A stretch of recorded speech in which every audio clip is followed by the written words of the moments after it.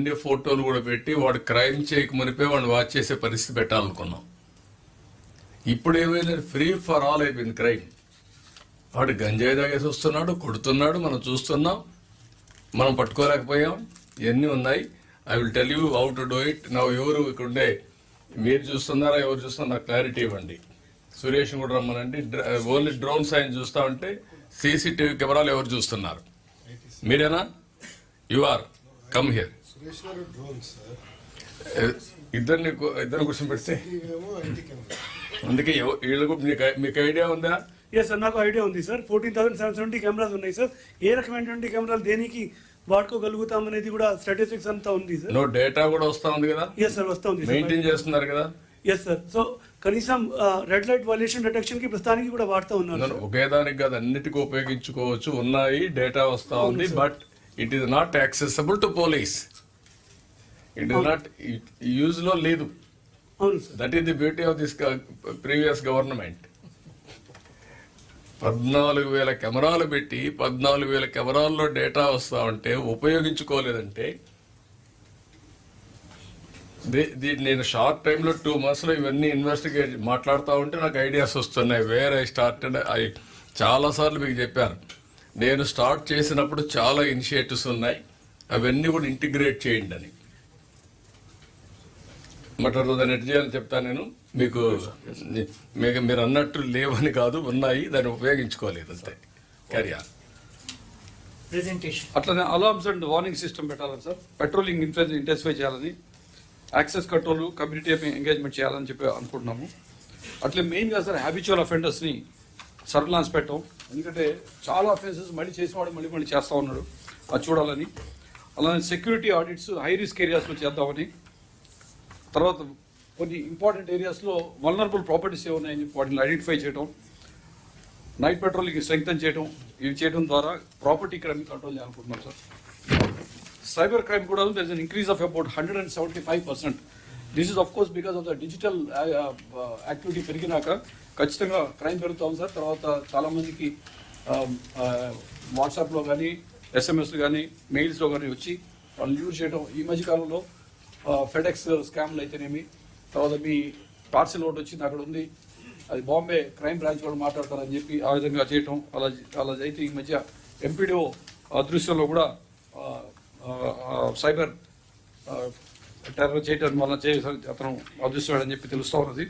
దీంట్లో sir Indian cyber crime coordination centre I4C ఉంది. వాళ్ళు చెప్పిన దాని ప్రకారం గత 3 సంవత్సరాలుగా amount lost is as big as 940 crores. అందులో బ్యాంక్లో ఫ్రీజ్ అయిన అమౌంట్ 140 crores మాత్రమే.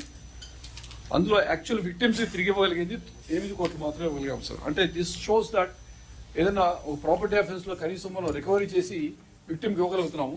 సైబర్ క్రైమ్లో because most of the times offence occurs beyond the limits of the country or sometimes beyond other states ఉన్నప్పుడు కూడా పట్టుకోవడానికి కష్టమవుతూ ఉంది. ఈ 1930 అనేటువంటి టోల్ ఫ్రీ నెంబర్కి వచ్చినటువంటి కంప్లైంట్స్ యాజ్ మెనీ యాజ్ 75,000 ఉన్నాయి. సస్పెక్ట్ సిమ్స్ బ్లాక్ చేసిందే 14,000 ఉన్నాయి.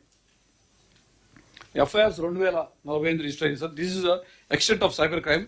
దీనికి సంబంధించి యాక్షన్ ప్లాన్ ఏమనుకుంటున్నా ఉంటే అసలు ప్రస్తుతం ఉన్నటువంటి ఇన్వెస్టిగేటింగ్ క్యాపబిలిటీస్ ఏమున్నాయో ఒకసారి అసెస్ చేసుకొని ఏ ఏరియాలో వాళ్ళకి ట్రైనింగ్ చేయాలా, ఏ ఏరియాలో ఇంప్రూవ్మెంట్ జరగాలని కీ ఏరియాస్ చేసుకొని తర్వాత స్పెషలైజ్డ్ ట్రైనింగ్ ఇచ్చి టూల్స్ కూడా పర్చేజ్ చేసుకొని సైబర్ క్రైమ్ ఇన్వెస్టిగేషన్ పెంపొందించుకోవాలని.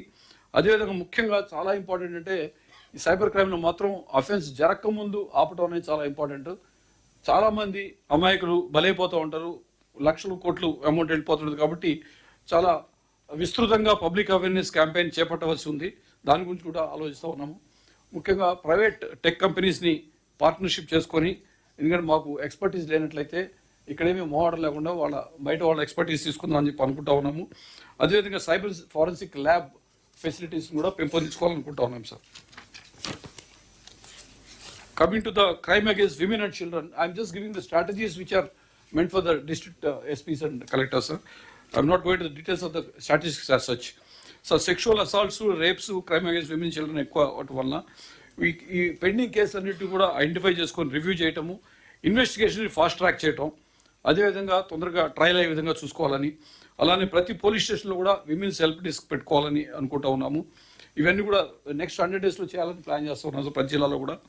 అదేవిధంగా విమెన్ సేఫ్టీ గురించి అవేర్నెస్ క్యాంపెయిన్ చేయాలని, సెల్ఫ్ డిఫెన్స్ ట్రైనింగ్ స్కూల్స్లో కాలేజ్లో మిగతా స్టేక్ హోల్డర్స్ ఉపయోగించుకొని చేయాలని, అలానే ముఖ్యంగా ఆన్లైన్ హారాస్మెంట్ విషయంలో డెడికేటెడ్ సైబర్ సెల్ ప్రతి చోట కూడా ఎస్టాబ్లిష్ చేసుకోవాలనుకుంటా ఉన్నాము.